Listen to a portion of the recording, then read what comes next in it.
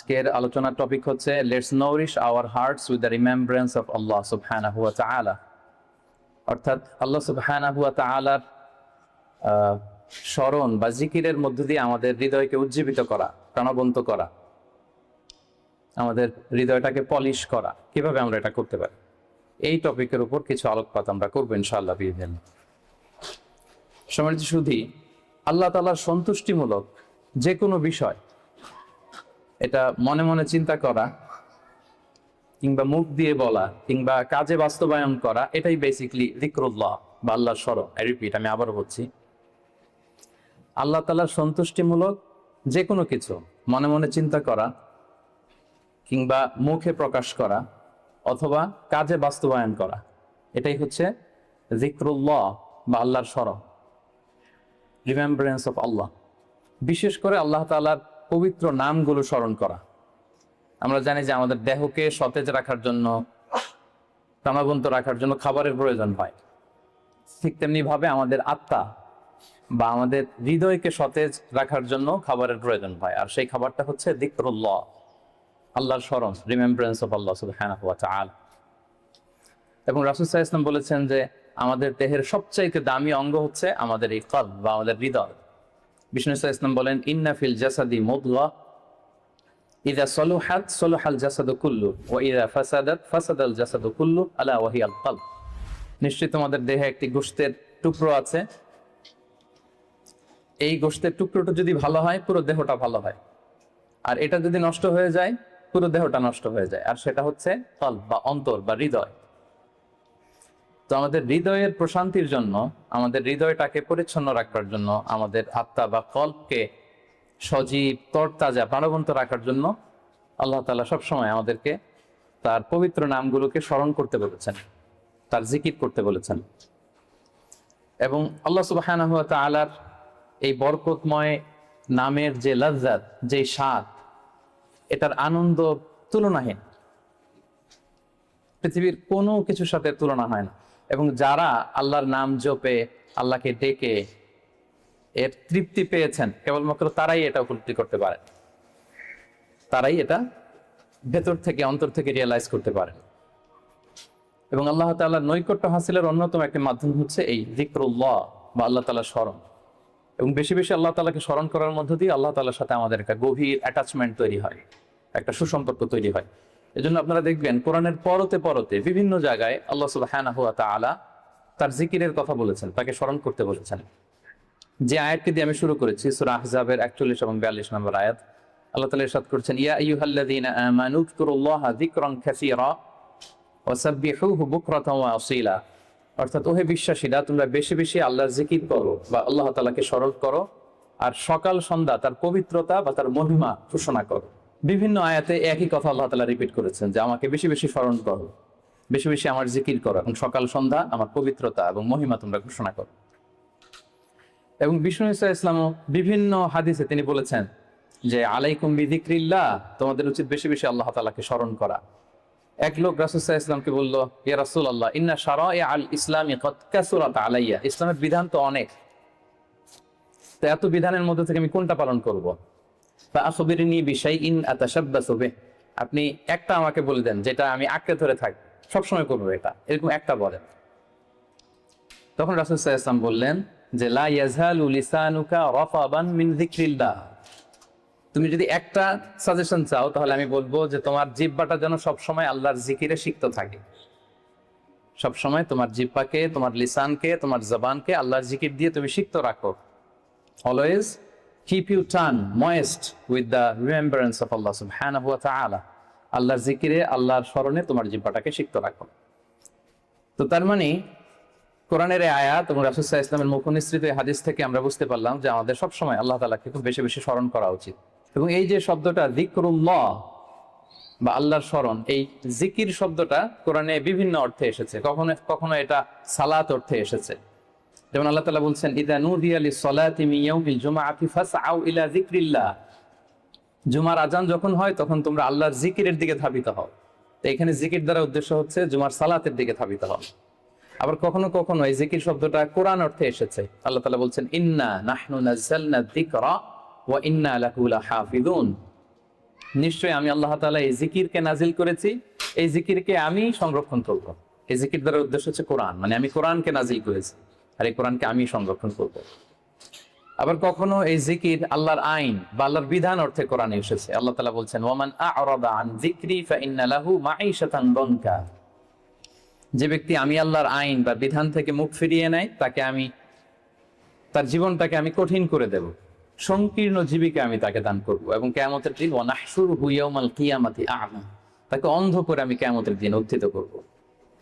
আবার কখনো কখনো এই জিকির শব্দটা কোরআনে ইলম বা নলেজ কে রিপ্রেজেন্ট করতে এসেছে।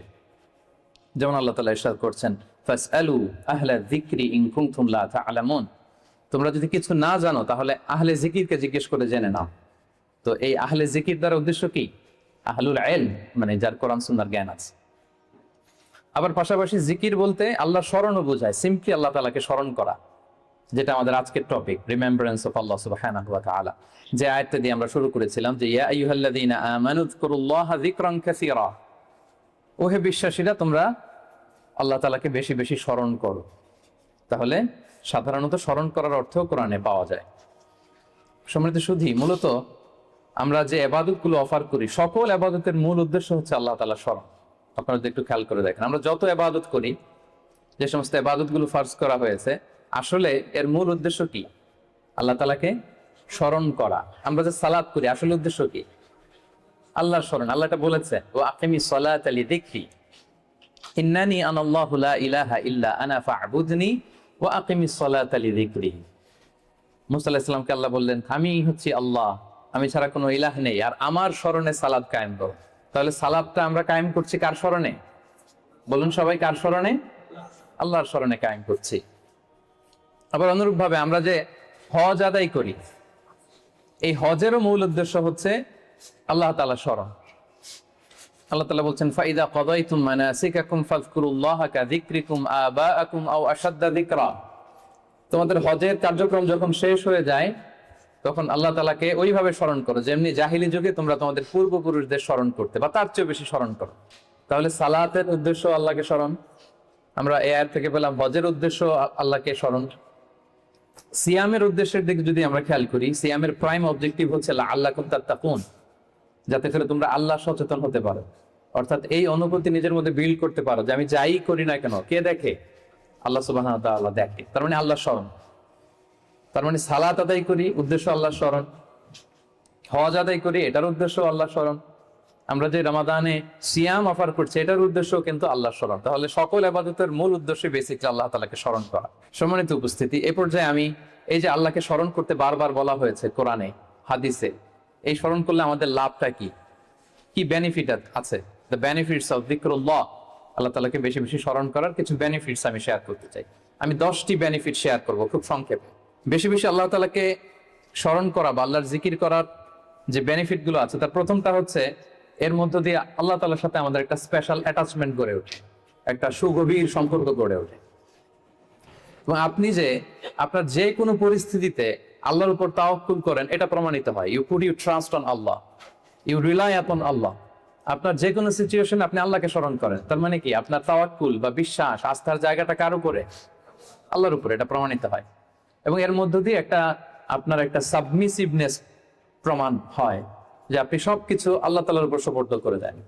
এবং এর ভেতর দিয়ে আল্লাহর সাথে একটা গভীর অ্যাটাচমেন্ট, একটা সম্পর্ক আমাদের গড়ে ওঠে। এটা হচ্ছে 1 নম্বর বেনিফিট, যিকরুল্লাহ। 2 নম্বর বেনিফিট হচ্ছে যারা বেশি বেশি আল্লাহকে স্মরণ করে, আল্লাহর জিকির করে, তাদের প্রতি আল্লাহ তাআলা আল্লাহর নেয়ামত আরো বাড়িয়ে দেন। আল্লাহর ব্লেসিংস, মার্সি, বাউন্টিজ, এগুলো আল্লাহ তাআলা আরো বাড়িয়ে দেন। কারণ বারবার আল্লাহকে স্মরণ করা মানে কি? এটা কাইন্ড অফ মানে আপনার গ্র্যাটিটিউড, আপনি আল্লাহর প্রতি কৃতজ্ঞতা প্রকাশ করছেন যে আল্লাহ তাআলা আপনাকে নেয়ামতে ধন্য করেছেন। বারবার আপনি তাকে স্মরণ রাখেন। বাংলা একটা কথা বলে, যার নুন খাও তার গুণ গাও। তো আল্লাহর নেয়ামতে আমরা বেঁচে আছি, তো সে আল্লাহকে বারবার স্মরণ করি, তার মানে এটা আল্লাহ তাআলার প্রতি একটা আমাদের কৃতজ্ঞতা বোধ, শুকরিয়া বোধ, তাই না? এবং আল্লাহ বলেছেন, লা ইন শাকারতুম লা আযীদান্নাকুম, যদি বেশি বেশি কৃতজ্ঞ হও, শুকরগুজার হও, শুকরিয়া আদায় করো, আমি নেয়ামত আরো বাড়িয়ে দেব। তাহলে 2 নম্বর যেটা আমরা পেলাম, আল্লাহ তাআলার নেয়ামতের বাড়িধারা, এটা আমাদের উপর আরো বাড়তে থাকবে, কন্টিনিউ হতে থাকবে। 3 নম্বর হচ্ছে, it protects you from the temptation of শয়তান এন্ড ইভিল আইস। শয়তানের টেম্পটেশন থেকে এই জিকরুল্লাহ আপনাকে রক্ষা করবে। আমরা হাদিসে পড়েছি যে শয়তান ইয়াজরি মাজরাদ দাম, শয়তানকে আল্লাহ এত পাওয়ার দিয়েছেন, রক্ত চলাচলের ওখানে শয়তান ঢুকেও আপনাকে প্রভোগ করতে পারে, টেম্পটেশনটা। সহিহ বুখারীতে এসেছে একটা তালিক হাদিস, বিষ্ণু বলেন আশ-শাইতানু জাসিমুন আলা কলবি ইবনে আদম, শয়তান বনি আদমের কলবে অন্তরে খামচি মেরে বসে থাকে। ফাইদা যাকারাল্লাহ খানাসা, যখন বনি আদম আল্লাহর জিকির করে, আল্লাহকে স্মরণ করে, খানাসা শয়তান দৌড়ে পালায়। ওয়া ইযা গাফালা ওয়াসওয়াসা, আর যখনই আবার সে অন্যমনস্ক হয়, গাফিল হয়, শয়তান আবার এসে তাকে ধোঁকা দিতে থাকে। তাহলে সবসময় যদি আল্লাহর স্মরণের মধ্যে আমরা থাকি, শয়তানের টেম্পটেশন থেকে আমরা মুক্ত থাকবো। এবং এটা কেমন যেন it works like a fortress, আপনি একটা দুর্গের ভেতরে ঢুকে ওই দুর্গকে তালাবদ্ধ করে দিয়েছেন, ইউ আর প্রোটেক্টেড। হ্যাঁ, একটা শিল্ডের পেছনে আপনি আছেন, শয়তানের টেম্পটেশন আপনাকে ছুঁতে পারবে না, শয়তানের হাতছানি আপনাকে ছুঁতে পারবে না, আপনি প্রোটেক্টেড। তো সবসময় যদি আল্লাহ তাআলার জিকিরে, আল্লাহর স্মরণে থাকা যায়, তাহলে স্পেশাল প্রোটেকশন আল্লাহ তাআলার পক্ষ থেকে আমরা পাই। এটা হচ্ছে 3 নম্বর বেনিফিট। 4 নম্বর বেনিফিট হচ্ছে এই যিকরুল্লাহ বা আল্লাহ তাআলার স্মরণগুলো আপনার মিজানের পাল্লায় সেদিন অনেক উঁচু পাহাড় হয়ে দাঁড়াবে, মিজানের পাল্লাকে ভারী করবে। এর সপক্ষে ভুরি ভুরি হাদিস আছে, এতগুলো এখানে উল্লেখ করা সম্ভব না, একটা শুধু বলি। বিষ্ণু ইসলাম বলেন সুবহানাল্লাহি ওয়াল হামদুলিল্লাহি তামলাআনি মা বাইনাস সামাই ওয়াল আরদ, আপনি যদি একবার সুবহানাল্লাহ পড়েন বা আলহামদুলিল্লাহ পড়েন, তাহলে আকাশ জমিনের মাঝখানে যত ফাঁকা জায়গা আছে পুরো জায়গাটাকে আল্লাহ তাআলা সওয়াব দিয়ে পরিপূর্ণ করে আপনার আমলনামায় উঠিয়ে দিবেন। সুবহানাল্লাহি বিহামদিহি। তাহলে প্রত্যেকটা তাসবিহ উচ্চারণের মধ্য দিয়ে আমার আমলনামা বাড়তেছে, তাই না? আমার মিজানের পাল্লা সেটা ভারী হবে। ফামান সাকুলাত মাওয়াজিনুহু ফাহুয়া ফি ঈশাতির রাদিয়া, আর সেদিন যার মিজানের পাল্লা ভারী হবে সে আনন্দে থাকবে, সুখে থাকবে, স্বচ্ছন্দ থাকবে, শেষ হাসিতে সেই হাসবে। সো এই জিকিরটাকে, এটা আমাদের এডিকশনে রূপান্তর করা উচিত। বি এডিক্টেড উইথ দ্য যিকরুল্লাহ। সবসময় আপনি পড়ুন লা ইলাহা ইল্লাল্লাহ, সুবহানাল্লাহ। ট্রাফিক জ্যামে আটকে আছেন, পড়ুন আস্তাগফিরুল্লাহ। ড্রাইভিং করছেন, পড়ুন আস্তাগফিরুল্লাহ। মিটিং এ আছেন, ফাঁকে পড়ুন আস্তাগফিরুল্লাহ। অবসর সময় কাটাচ্ছেন, পড়ুন লা হাওলা ওয়ালা কুওয়াতা ইল্লা বিল্লাহ, হাসবুনাল্লাহ। আপনি পড়ুন, আপনি প্রোটেক্টেড থাকবেন এবং প্রতিটি শব্দ উচ্চারণের মধ্য দিয়ে আপনার আমলনামা ভারী হতে থাকবে। আচ্ছা, 5 নাম্বার বেনিফিট হচ্ছে আল্লাহ সুবহানাহু ওয়া তাআলা যারা সব সময় আল্লাহকে স্মরণ করে তাদের জন্য ক্ষমা এবং সুবিশাল প্রতিদানের ঘোষণা দিয়েছেন। সূরা আহজাবের 35 নম্বর আয়াতে আল্লাহ তাআলা 10 শ্রেণীর ব্যক্তির ঘোষণা, 10 শ্রেণীর ব্যক্তির নাম উল্লেখ করে তিনি বলেছেন আ'আদাল্লাহু লাহু মাগফিরাতাও ওয়া আজরান আযীমা। এই 10 শ্রেণীর লোকের জন্য আল্লাহ তাআলা ক্ষমা এবং সুমহান প্রতিদান তিনি রেখে দিয়েছেন। এই 10 শ্রেণীর ব্যক্তির মধ্যে এক শ্রেণী হচ্ছে আয-যাকিরুনাল্লাহা কাসীরাও ওয়ায-যাকিরাত, যারা সব সময় সর্ব অবস্থায় আল্লাহ তাআলাকে স্মরণ করে, তাদের জন্য আল্লাহ তাআলা ক্ষমা প্রস্তুত করে রেখেছেন। এবার বলেন তো আমাদের ক্ষমার দরকার আছে কিনা? হ্যাঁ, আছে। আমরা সবাই তো ক্ষমার ভিখারি, আল্লাহ তাআলার কাছে ক্ষমা চাই। আমরা সবাই পাপী, কুল্লুকুম খাত্তাউন ওয়া খায়রুল খাত্তাইনা আত-তাওয়াবুন। আমরা সবাই পাপী, আমাদের ক্ষমার প্রয়োজন আছে। তো আমরা যেন বেশি বেশি আল্লাহ তাআলাকে স্মরণ করি, তার জিকির দিয়ে যেন আমাদের জিহ্বাকে সিক্ত রাখি। আচ্ছা, 6 নাম্বার হচ্ছে it saves you from the hell fire. আল্লাহর জিকির জাহান্নামের আগুন থেকে মানুষকে বাঁচায়। রাসূল সাল্লাল্লাহু আলাইহি ওয়াসাল্লাম বলেন লিকুল্লি শাইইন সিকালা ওয়া সিকালাতুল কুলুবি যিকরুল্লাহ। সবকিছুকে পলিশ করতে হয়, আর অন্তরের পলিশ করার পদ্ধতি হচ্ছে যিকরুল্লাহ, আল্লাহর জিকির। আল্লাহর জিকির ছাড়া কোনো কিছু দিয়ে হৃদয়কে পলিশ করা যায় না। এরপর বিষ্ণু সাল্লাল্লাহু আলাইহি ওয়াসাল্লাম বলেছেন মা মিন শাইইন আনজা মিন আযাবিল্লাহি মিন যিকরিল্লাহ। আল্লাহর আযাব থেকে বান্দাকে বাঁচাতে আল্লাহর জিকিরের চেয়ে কার্যকরী দ্বিতীয় কোনো জিনিস আর পৃথিবীতে নেই। আল্লাহর আযাব থেকে রক্ষা করতে সবচাইতে কার্যকরী হাতিয়ার হচ্ছে যিকরুল্লাহ, আল্লাহর স্মরণ। সব সময় উঠতে বসতে আল্লাহ তাআলাকে স্মরণ করা। তাহলে বেশি বেশি জিকির আমাদেরকে জাহান্নামের আগুন থেকে বাঁচাবে। 8 নাম্বার বেনিফিট হচ্ছে, এটা খুব ইন্টারেস্টিং যদি আপনারা একটু খেয়াল করেন, যে এই জিকিরটা এটা যে কোনো সময় করা যায়। কি বলেন? যে কোনো সময় করা যায়, যে কোনো পরিস্থিতিতে করা যায়, ইন এনি সিচুয়েশন, যেখানে থাকেন করা যাবে।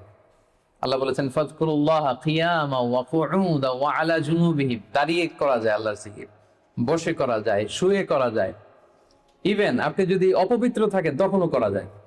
আল্লাহর জিকির করার জন্য, আল্লাহকে মনে মনে স্মরণ করার জন্য কিন্তু পবিত্রতা প্রয়োজন নেই, সবাই একমত।